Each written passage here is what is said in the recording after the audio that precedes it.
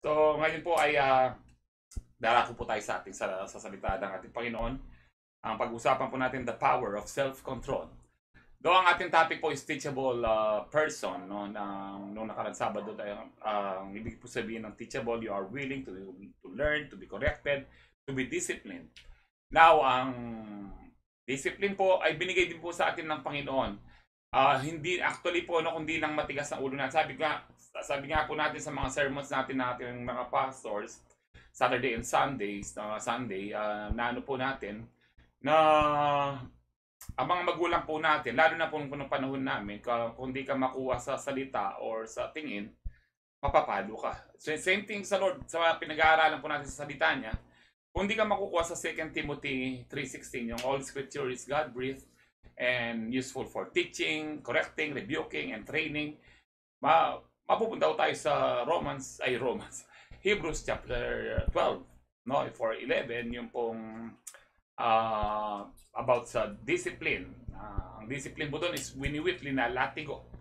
No, ganyan po, nakapagmatigas ang ulo mo. Yan po ako, parang ako po, no, na learn from me. Mahirap po yung you learn the hard way. Kaya minsan lang pong sabihin ng Lord, sunod po tayo kagad. Learn from me, no, hindi po ako agad sumunod. Dami ko pangako kay Lord, hindi ko tinupad, no, until nung it's time to whip. Discipline itong tao to. So, naitang the Lord sa discipline, masarap pong nadidisiplina kaysa sa mapariwara o mapunta ng impyerno.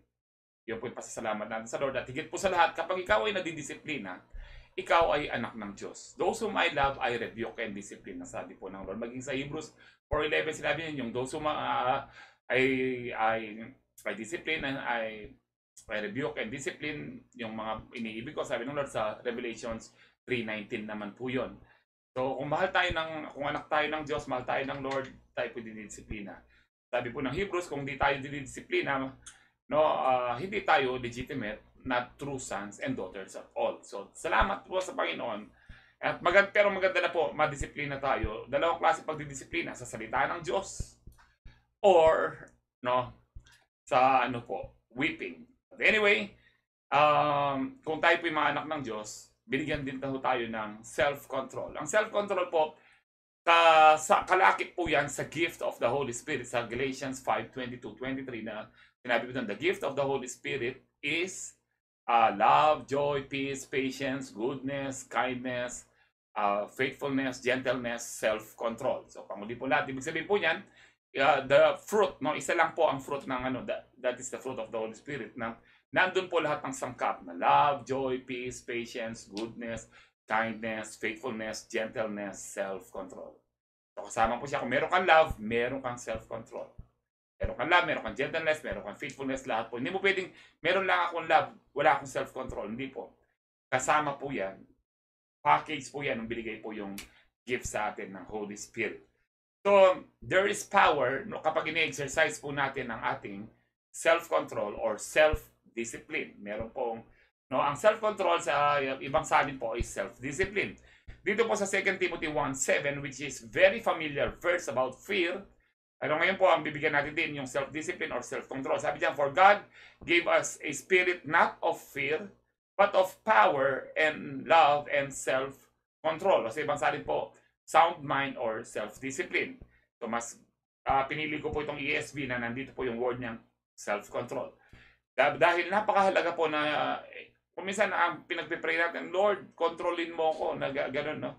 Binigay na po sa atin ng Lord yung control. Hindi po tayo mga robot. Dapat tayo po ang nagpapasabit sa Lord. Binigay na niya sa atin ng self-control. So tayo ang may ang ibig sabihin po ng self-control, ito po yung i-dominate mo ang sarili mo or i-manage mo sarili mo. Take charge. Take charge. Have dominion. Reign. No, yan. Dapat ikaw yung ay ikaw ang namimili sa hindi po yung kung kani-kanino. Binigay po nga po kasi sa atin yung self-control. So, self-control natin, laging gusto natin kung ano ang kalooban ng Lord. Surrendered tayo lagi ang will natin kay Lord. And this is all because of the Spirit of God and the grace of God which is in us na binigay po sa atin. Sabi po sa Titus 2:11-12, for the grace of God has appeared that offers salvation to all people. No, yung grace ng Panginoon, it teaches us the grace of God teaches us to what? To say no to ungodliness, ang sabi po dyan, and to live a self-controlled, upright, and godly lives in this present age. So that means yung grace po, this is the power for us to say no to wickedness and to live a self-controlled life for us to be holy. So yun po. In other words, ang grace po ng Lord dito ho, it is the power for us to obey God. Ganun po siya, no? It is not a license to sin. Yung, pwede na tayo magkasala kasi meron namang grace. No? Wala pong ganun sa Bible. Ito po ang maliwanag sa Bible na si mismo Apostle Paul, sinulat niya kay Titus. Sabi niya, ito ang meaning ng grace. Makinig po dyan, makinig kayo yung mga kung kani-kanino kayo nakikinig ng grace na mali po yung interpretation po nila. Hindi po natin kailangan interpret po. Kailangan lang natin mabasa sa Bible. Nababasa po natin ngayon kung anong definition ng grace, yung amazing grace ng Lord na ating inawit po kanina. The amazing grace of God, it teaches us what? To say no to ungodliness and worldly passions. You say no to pornography, say no to addiction. No? Ano mga addiction po yan? Sabong, sugal, mga video games na ano pa ho yan. Kung anong addiction po yung ibang addiction po nila, mga business na wala nang addiction din po 'yon. Alam niyo ba 'yon? Yung puro ka trabaho, business or trabaho, wala ka ng panahon. Ayan, we need to say no sa mga ganyan dahil yung mga yan ay worldly passions po yung mga yan. Iba, addicted po sa pagkain. Yan, kaya merong grace ng Lord para po sabihin natin, no, hindi mo na ako magmi-milk tea ngayon. Ayoko muna ng milk tea. Magsa-Sunday lang ako. Lalo pong lumalan, lalo naging sugar. And then to live a self-control. Sabi ko dyan, yung self-control po, binigay po sa atin, and it is the power of the grace living in us. Upright and godly lives in this present age. So that is why there is power when we exercise our self-control. Una po sa lahat, we need to control our mind. Bakit po mind? Because ang labanan, ang spiritual ground, I mean the spiritual battle, ang battleground po, or ang battleground po, no, ang gera po ay nag-uumpisa po sa isip. Mamamatay na ako. Nilalagnat ako. Alam niyo po yung mga tao ngayon napapraning eh. Dati po, nung wala pang COVID, nilalagnat. Lagnat mo yan. Painawa ka mo, minum kang Biogesic, minum kang Dacaladan, no? Mag-vitamin C ka. Minum kang calamansi juice, no? Magsalabat, ganyan. Ganyan nun, pag sinisipon, ay lamang kwenta yan na kulang kamok yung painawa, minum ka. Ngayon pag gano'n, COVID na, ayan, ilan na po yung namatay dahil sa nervyos. No, nag-uumpisa po yan sa isip, no. Ulitin ko po yung mga ilan sa mga kakilala po natin na hindi naman po nag-positive sa COVID-19 pero overnight lang namatay po sila. Nung lumabas po ang kanilang resulta, negative po sa COVID. Saan po sila namatay? Wala silang ibang karamdaman. Kinonfine. In-isolate ka agad. Kasi naka-isolate, natakot. Sa kakaisip ng overnight lang po. This is how powerful po ang isip po ng tao. Explain po natin noon po ito about the mind. Lahat po ng mga gamit po ngayon, lahat ng mga nag-invento ng nakadiscover po ng kuryente, nag-invento ng telepono, ng television, ng refrigerator, ng eroplano, ng sasakyan, lahat po nangyari, it begins with the mind, the power of the mind. Ang mga magnanakaw, kaya po nakakapagnakaw yan, it begins with the mind. Kapag ginawa ko to, ganyan ano ko. May mga plano pa. Alam niyo po, natawa ko nung minsan, nakapost po sa Facebook. Yung magnanakaw po, solo-solo lang po siya akyat bahay. No? May mga schedule po siya. Very organized. No? Parang ganito, pagdating ng 10 p.m., kaya 11 p.m., ganito, 12 p.m. Hanggang madaling araw po yun. Hanggang 4 a.m., 5 a.m., yung buong kanto parang lilimasin po niya. Meron po siyang plano na nakasulat po. It begins with the mind. Yung mga nagre-rape, ganyan din po. It begins with, hindi po yung mga nagre-rape, hindi po yung parang aso na nakita lang, no? Or parang manok na nakita lang, bigla na lang pong tinuka. Or hindi po ganyan. Pinagplanuhan, hindi po yung pinag-isipan po yan. Pinag-isipan po yan, it begins with the mind. Kaya nga po kapag meron ng masamang pumapasok sa isip mo, dapat po tinatanggal na po natin yan. Sama ng loob, it begins with the mind. Iniisip mo, ba't kaya hindi niya ako in-invite? Ba't kaya hindi niya ako pinansin? Ba't kaya hindi siya nag-reply? It begins with the mind. Kaya tapos ang diablo magpapalagay siya na, kasi ganyan, ganyan. Hindi ka na love, hindi ka na, wala na. Hindi na ikaw ang best niya. Yung mga ganyan po, it begins with the mind. And that is why if we exercise self-control, no, beginning with the mind, no, magiging maayos pong lahat. It is with controlling with our mind, nagkakaroon tayo ng peace, no? Ito po yung mga familiar verses din po ito na which is very important for us na to review them. Kagaya ng sinasabi ni Paul, maging ni John and Peter, I say it again, no, I tell you again, as I did before, inuulit ko sa inyo, sabi po sa Tagalog. So inuulit ko rin po sa inyo, sabi po ng Romans 12:2, don't copy the behavior of the and customs of this world. But let God transform you into a new person by changing the way you think. No, then you will learn to know God's will for you, which is good and pleasing and perfect. Napakaganda. Sa ibang salin po ito, no, ang sabi po dyan yung pong, but be transformed by the renewing of your mind. Dito po, be transformed into a new person by changing the way you think. Palitan po natin ng pag-isip na, parang dati papalitan yun, through the Word of God. Paano ba tayo dapat mag-isip through the Word of God? No, we need to, kaya nga, sabi po sa Joshua 1:8, meditate on the Word of God day and night, kasi po ang isip po natin, very powerful po siya. Pag inisip mo magkakasakit ka, most likely, no, 90% magkakasakit ka po. Pag inisip mo, kaya nga napag-aralan din po natin ng mga nakaraang ilang buwan na po nakakaraan, yung pong wala na tayong mga poverty mentality, sickness mentality, death mentality, yan pong mga ganyan, no, wala na tayong mga weakness mentality, sickness mentality, wala na po yan. Review po natin kagad. Kaya nga po yung yung mga kapag nag-start na pong sinisipon o ano man po i-review niya po kagad. And do not have that sickness mentality kasi hindi po yan kalooban ng Lord. Huwag niyo po sabihin, siguro kalooban ng Lord na magka-COVID ako. Diyan, direct. Demonyo ya mo po, satanas siya mo po yung pwedeng magkait kayo kay mga pero yung malugod niya po, you need to, kung paano nyo kakilala ang Diyos, ganun po siyang kikilos sa atin. Kung paano natin siya kakilala, ganun siyang kikilos. Mamaya po, mas mapatutunayan natin. So, ano pong lagi natin isip? Kasi pag tama pong isip natin, you will learn to know, sabi po dyan, God's will for you, which is good and pleasing and what? Perfect. Kaya po sa Philippians 4:8, sabi dyan, and now, dear brothers and sisters, one final thing. Fix your thoughts. Sabi po dyan, fix your thoughts on what is true, honorable, no, yung po ituon mo, ano ba ang totoo, ano ba ang honorable and right and pure and lovely and admirable. Isang lang po ito. Ano ba yung totoo na honorable, na tama, na pure, na lovely and admirable? Think about these things that are excellent and praiseworthy. Walang iba po kundi ang ating Panginoon at ang kanyang salita. The word of God is the truth. Jesus is the truth. No?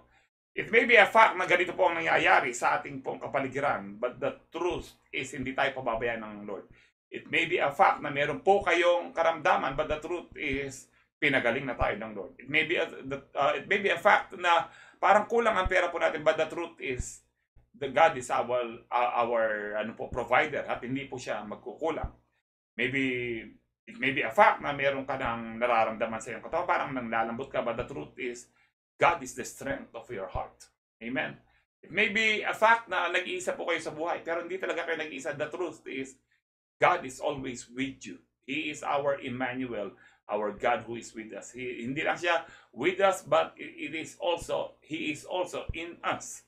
Nasa atin din po. So, fix your thoughts. Lagi natin isipin, si Lord, ang mga pangako niya, yun po yung fix your thoughts because our mind, no, yung mga thoughts po natin, they are very powerful. No, ito po yung pwede kang may stress. And kapag na-stress ka, nawala yung joy, nawala yung peace mo po, nag-uumpisa na po magkasakit ang iyong katawan, bumabagsak na po ang iyong immune system. Sabi ko nga po, nung na-experience ko po yung ma-isolate po ako dahil sa COVID-19, magwa 1 year na po yan, no, September.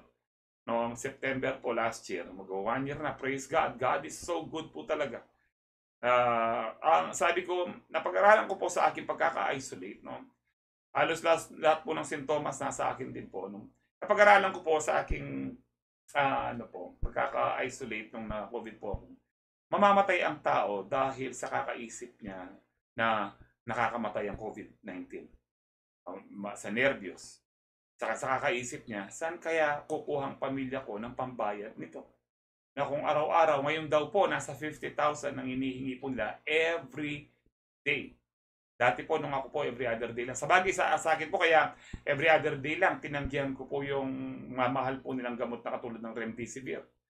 No, bahala ka, sabi po ng doktor. Hindi po ako bahala, si Lord po ang bahala at hindi ako mamamatay. Uuwi po ako dito. Nung pangatlong araw na po ako, sabi nga sa doktor, gusto nyo uwi ako. Kaya lang yun lang akong pauwiin ka. Ay, sabi ko nga po sa kanya, no, siguro nayayabangan pa siya sa akin, I assure you, walang mangyayari sa akin. Tapos na po ito kako, malakas na ako ngayon kako.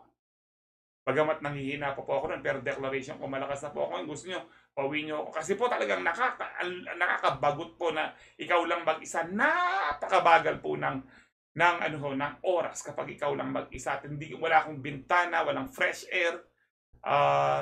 Kung di ko titignan yung cellphone, hindi ko po alam kung anong time na. Kaya nung sinundo po ako ni Pastor Francis saka ng misis ko, pagdating ko po sa labas, sa parking lang po ng Mount Carmel, nakatingin po akong ganyan, no? Parang hindi ako makapaniwala na lahya na ako. Para po akong nakulong ng ilang dekada. So, tinitingnan ko, wow. Kasi po wala kang inisip, ang sarap ng buhay ka ako, no? Bakit kaya ang tao mareklamo? Pero kapag ikaw ay masarap ang buhay na ikaw ay healthy, no? Kahit hindi ka mayaman, pero hindi ka nang pinagkukulang ng Lord, no? Kahit hindi maganda yung phone mo, yung bahay mo, wala kang sasakyan or whatever. Pero ibang tao po walang pasasalamat. Yung iba, mabawasan lang yung sasakyan, nai-stress. Gusto nila laging maraming sasakyan. O yung pag wala ng sasakyan, nai-stress po sila. Pag nababawasan yung pera, nai-stress po sila. Gusto nila parami pa ng parami. Alam niyo po, ang greediness ng tao, hinalintulad po yan sa Book of Proverbs. Nagbabasa na ho ba kayo ng Book of Proverbs? Ang kagahaman po ng tao, sakiman. Yan. Greediness. Pambihira. Ang greediness po ng tao, itang kainan, itang pagiging makasarili na. Yan po inalintulad po sa sementeryo. Na ang sementeryo, hindi daw po siya nasasatisfy sa patay. Laging gusto niya na kung meron kang lilibing, sige, libing mo lang, sige, libing mo lang, sige, libing mo lang, sige, libing mo lang. Ganyan din po ang tao, may pera, sige, akin na, may, akin na. Puro pera. Kaya nga po yung mga nasa gobyerno, kahit mayaman na, kahit billion po, gusto pa rin nila. Kahit billion na naman, gusto pa rin nila. Kasi nga po, ang kasakiman ng tao, hindi po yan nasasatisfy. And it begins with the mind. Sasabihin mo, kailangan meron akong ganito. Kasi kung wala akong ganito, dati nakamangala, may panganak kang ala, ala kang salol. Kaya ba, yan burin kung ninoy ka. Wala na ka mang salol dati, wala ka namang salawal. Ngayon gusto mo, mamatay ka na maraming pera, hindi mo naman wala ka pa rin salawal na mamamatay. No? Yung pong ganyan. So fix your thoughts. Kung ano ba ang totoo? Ang totoo po nito, lahat tayo mamamatay. Fix your thoughts na about yung pong, sabi nga po sa Bible, na huwag natin ituon ang ating mga pag-iisip dito sa lupa, panlupa, pangkalangitan ho dapat.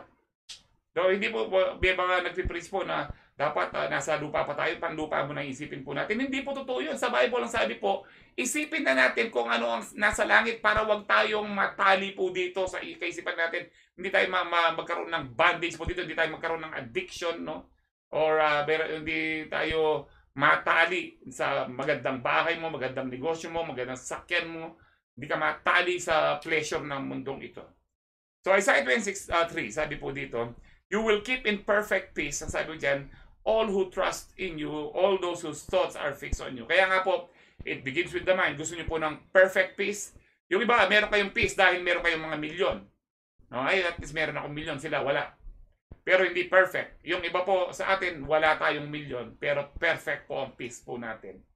Hindi po kagaya po nung gusto po nila, may ganito sila, tapos puno ng CCTV ang bahay, puno ng gwardya, ng bahay po nila, hindi makakontento sa pera. Bakit? Hindi po nakafix ang thoughts po nila on things above. Hindi po nakafix ang thoughts po nila what is true, what is lovely, admirable, what is excellent and praiseworthy. Hindi nakafix ang thoughts po nila sa salita ng Diyos. Hindi po nakafix ang thoughts po nila, ang kaisipan nila sa ating Panginoon. Kung ating pong itutuon at huwag alisin ang ating kaisipan sa ating Panginoong Diyos, hindi po mawawala ang ating kapayapaan. Hindi po tayo matatakot kahit ano po ang ating harapin. This is the power of self-control na kinokontrol po natin, no, filter po natin kung anong pumapasok sa kaisipan po natin. At kapag na-filter po natin, na-control natin ang mga pumapasok sa kaisipan natin because The mind is the battleground of Satan and his demons. Sa atin po, we can control our mouth. We need to control our mouth.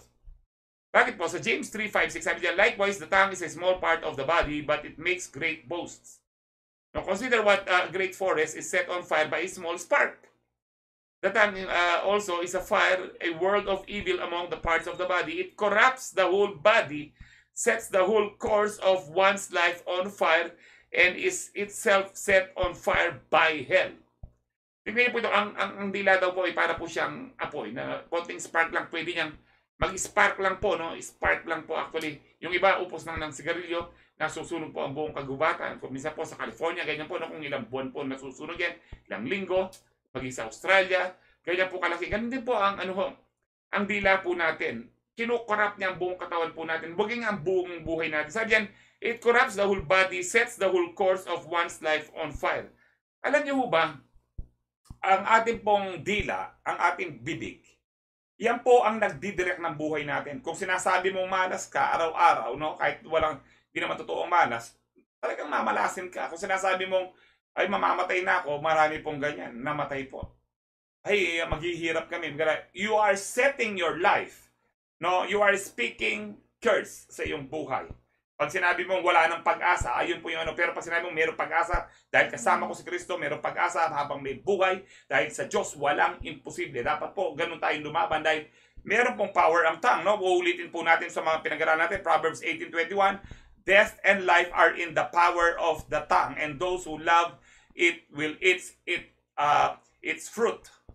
Sabi diyan, ang kamatayan o ang sumpa, ang buhay or ang blessing, yan po ang katumbas ng buhay is blessing, kamatayan, sumpa, ay nasa kapangyarihan ng dila. Kapag sinasabi mo, ganyan na lang kayo, kaya nga po ingat po kayo nagsasalita sa mga tao, lalo na sa mga pamilya, sa mga anak nyo, huwag sabihin talagang napakabobo mo, wala kang pag-asa, hindi ka aasenso, wala po, para mo po siyang sineset yung buhay niya papunta doon. Kung meron, sa atin naman, kung meron pong nagsasalita sa akin ganyan, i-reject po natin. Isaiah 54:17, no, you shall refute every tongue, you shall condemn every tongue that accuses you. Because no weapon formed against us shall ever prosper. So, ganyan po makapangyarihan ng dila. Ganon din po sa Proverbs 10:19.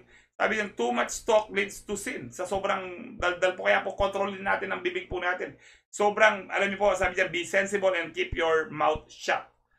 Yung tao pong laging madaldal at dandami sinasabi po sa inyo, yung karamihan po ng binobola na lang po kayo. Dahil ang sabi po ng Proverbs, sa sobrang salita, hindi pwedeng walang kasalanan. No, sa ibang salin po na when words are many, sin is not absent. Sabi po, kayo dito po sa NLT, maganda po siya. Too much talk leads to sin. Sabi ho dyan, no? Kaya mag-ingat ho tayo. Kaya mga Israelites, lagi po silang kumakatak, laging nagko-complain. Lagi po silang nagko-complain. Ano po nangyari po sa kanila?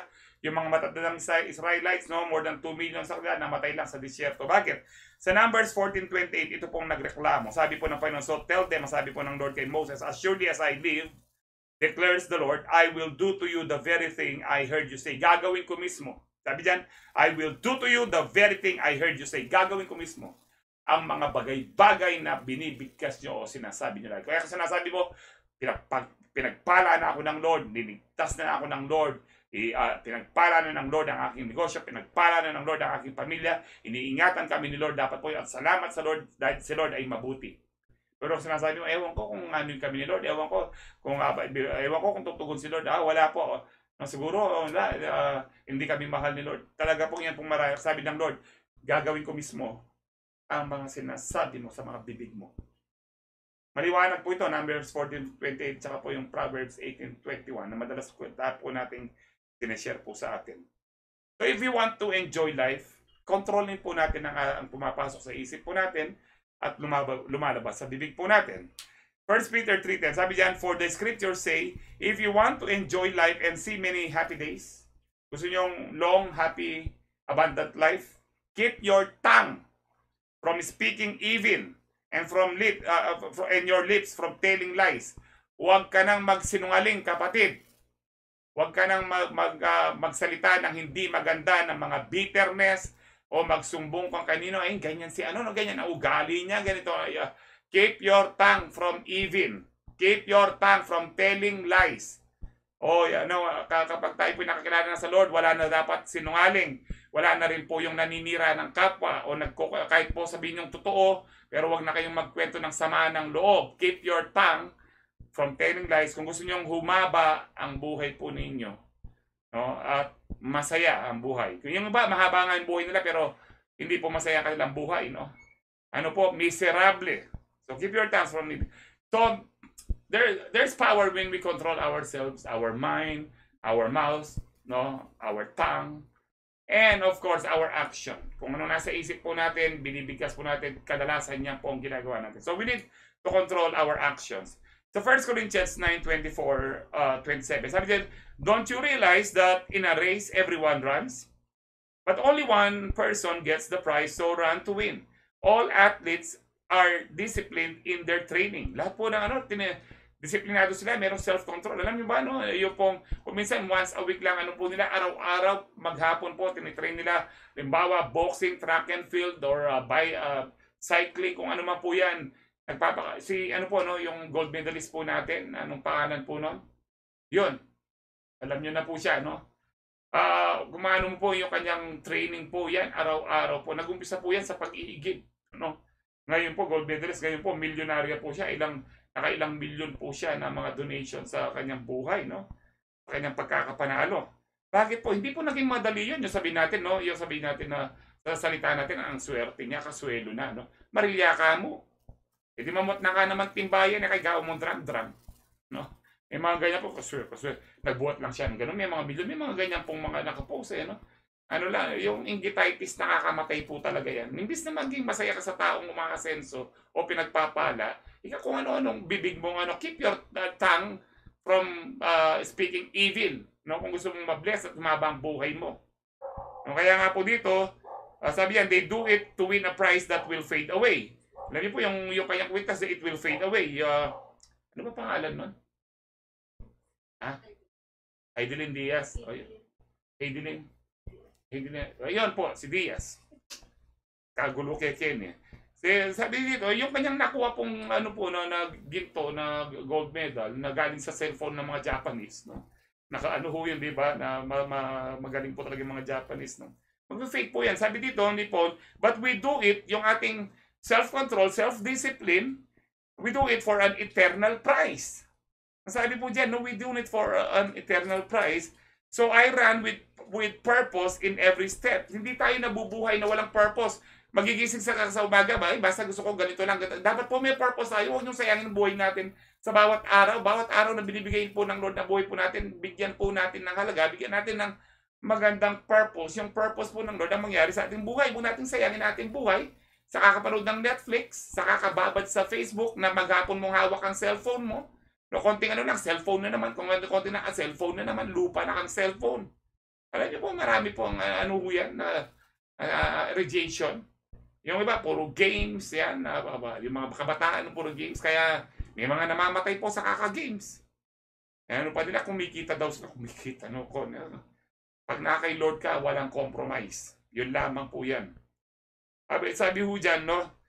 So I run with purpose in every step. I am not just shadow boxing. Verse 27, I discipline my body like an athlete. Sabi ho dyan, training it to do what it should. So, dinidisiplina ko, kinokontrol ko ang aking katawan kung anong dapat niyang gawin. Alam niyo po, may mga dapat tayong hindi gawin at may mga dapat po tayong dapat gawin, siyempre. May mga bagay na hindi natin dapat gawin at may mga bagay natin dapat gawin ho. Sabi ko pa po ni James, kung meron kang alam na bagay na tama at hindi mo ginawa, ikaw ay nagkasala. So kaya nga po, may mga bagay, yung dapat natin gawin, yung pong linilid po tayo ng Holy Spirit kung sa ano dapat natin mga gawin. Ito po dapat itulak natin atin. Sabi, dapat i-share ko itong tao ito, dapat ipag-pray ko ang tao ito. Kasi ito po ang utos ng Lord. Dapat i-enhance ko tao, dapat tulungan ko ang tao ito, dapat mag-pray ako ngayon. Dapat hindi ako nagbababad sa cellphone, hindi ako nagbababad sa Netflix. Kung ano man po yan, no? Hindi ako nagbababad sa video games na ito. You need to control, self-discipline. No? Alam niyo po, sabi nga po ni Lao Tzu, no? Watch your thoughts for they become your words. Watch your words, they become your actions. Watch your actions, they become your what? Your habits. Watch your habits, they become your character. Watch your character, it becomes your destiny. Which is, ako po, madalang lang po ako ng quote, no? Kasi maingat po ako sa mga quotation, ano? Gusto po talaga naka-align po sa Bible po yung mga yan. Pero ito talagang sikat po siya na since elementary po tayo, tinuturo na sa atin yan, no? Yung sa elementary, high school, yung pong what's your thoughts, no? Kay Lao Tzu po yan, no? There's a Chinese proverb na which is talagang pag di mo binantayan mo, it becomes your action, and your action pag di mo binantayan, it become a habit. But yung naging habit na po, it becomes your character. Pag di mo naging character mo na yan, doon ka papunta. Doon ka papunta. It becomes your destiny. So I discipline my body like an athlete, ang sabi dito, training it to do what it should. Otherwise, I fear that after preaching to others, I myself might be disqualified. Kaya po si Apostle Paul, nagpipreach po siya, nag-evangelize po siya, no? At sabi po niya, ako mismo, dinidisiplin ko sarili ko sa dami ng aking pinreach, baka ako yung ma-disqualified, baka lang ako maging hipokrito. No? Kami rin po, ganyan po mga pastor. Yung marami po mga, kung minsan, mga preacher, mga hipokrito na sila nagpipreach pero hindi nila ginagawa. No? Preach sila ng tithing, sila mismo hindi nagtatithe. Sabi sila wag matakot, sila mismo takot. Marami pong ganyan. And that is why kung if we are being led by the Holy Spirit, tayo po children of God. Sa Romans 8:13-14, sabi dyan, for if you live according to the flesh, you will die.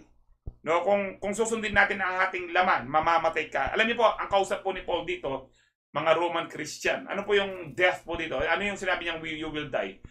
Physical death po ito? Hindi po. Lahat po tayo, mabuti ka man, banal ka man, masama ka man, o ano, mamamatay ng physically. Ang you will die po dito, spiritually. Mamamatay na naman ang spiritual mo. So, hindi po totoong one save, always save. Napakaliwanag po nito. If you live according to the flesh, kayo, na sinasabi niyong mga Roman Christian na kayo, if you live according to the flesh, you will die. But if by the Spirit you put to death the misdeeds of the body, you will live.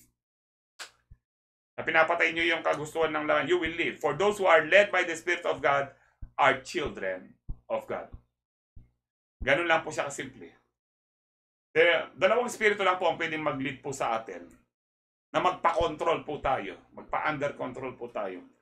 If we are not being led by the Holy Spirit, anong spirito nag-lead po sa atin? Walang iba kundi evil. Dalawa lang po yan. Either good or evil. Either holy or evil. If not the Holy Spirit, it is the evil spirit na nag-lead po sa atin. Choose. Ipiliin po natin ang Holy Spirit. No, do not live according to the flesh. The lust of the flesh, the lust of the eyes, kung anong gusto mo, sa kakalasada mo, kung ano-anong nakikita mo, ganda to, ganun to, ang dami mong nabili, pero hindi mo naman kailangan sa bahay o sa sarili mo. And the pride of life. Lust of the flesh, lust of the eyes, and the pride of life. Nasa 1 John po yan. Yan po ang nakakamatay. But those who are led by the Holy Spirit, controlled, or we are being led, na pinagpapakontrol ka sa Holy Spirit, nasa atin pong self-control. Pag gusto natin, ang Holy Spirit ang mag-lead sa atin. So, kailangan po palid po tayo sa Holy Spirit. Hindi ka pipilitin ng Holy Spirit. Hindi po niya sinabi niya pipilitin kita. No, we are being led. No? Sabi ng Holy Spirit, dito ka pumunta. Ngayon, nasa atin yung control. Kontrolin ba natin ang ating sarili na magpalit sa Holy Spirit? O kontrolin na hindi tayo magiging out of control tayo, pabayaan na natin ang laman ng maghari sa atin ng evil spirit. No. Pag sinabi ng Holy Spirit, we are being led by the Holy Spirit sa ganitong daan, sa ganitong paraan, no, dahil mga anak tayo ng Diyos, susunod tayo. I-control po natin natin sarili. No, sumunod ka sa salita ng Diyos. Sa salita ng Diyos, sumunod ka sa Holy Spirit. Because there is power. Kapag kinontrol natin ang ating sarili, by obeying the Holy Spirit, there is power. Lagi kang magiging victorious. The reason why, bakit marami pong sinasabi nila, Kristiyano po sila, pero mga ano po sila, loser po sila. Miserable ang buhay po nila because they choose not to be led by the Holy Spirit. They are out of control. So we need this. We have this. Actually, we have this. Tayo mga Kristiyano, we have this. Binigay po ng ano ito, 2 Timothy 1:7, for the Spirit of God gave us not a spirit of fear, but of love, power, and self-discipline or self-control. Sound mind. Ayan po. So, tayo po, pag nagpapalit tayo sa Holy Spirit, magiging maayos po ang ating buhay. So, I hope po na meron tayong natutunan ngayon. We need to apply this. Control your mind so that you can control your mouth and your actions. Amen? And be led by the Holy Spirit. I-control mo ang sarili mo, papalit ka sa Holy Spirit. God bless you as you believe and receive and live the Word of God. Tayo po ngayon ay mananalangin. Aba, kami po ay puno ng pasasalamat sa iyong mga salita na pinagkaloob mo po sa amin sa gabing ito. We thank you for the gift of the Holy Spirit, which is love, joy, peace, patience, goodness, kindness, faithfulness, gentleness, self-control, O God. Ang binigay mo po mensahe, Lord, is about self-control. Salamat po, Panginoon. And binigay niyo po ito, Lord, na we have to take charge of our body. Kung saan siya dapat, kung anong dapat niyang isipin, kung anong dapat niyang sabihin, kung anong dapat namin gawin, Panginoon. And we allow you, Holy Spirit, to lead us in the way that we should go. Instruct us, teach us, lead us in the way that we should go, Lord. Dahil wala na pong pinakamaganda pang pwedeng mangyari sa aming buhay kundi po yung sumunod po sa inyo, Ama. Wala na pong pinakamaganda pa. Yun po ang pinakamaganda sa lahat na kami po yung sumunod sa kalooban mo, banal na Espiritu. Salamat po, Panginoon, sa katapatan po ninyo. Salamat po sa salita po ninyo na nagbigay po ng kagalingan, nagbigay po ng kalayaan, Lord, deliverance at kaligtasan sa bawat isa na tumanggap po ng iyong salita ngayon. Bless your children as they believe, receive, and as they receive, believe, and live your word, O God, every day. As you lead them, O God, Lord, bless them at mapatunayan po nilang buhay ka at mabuti ka, Panginoon.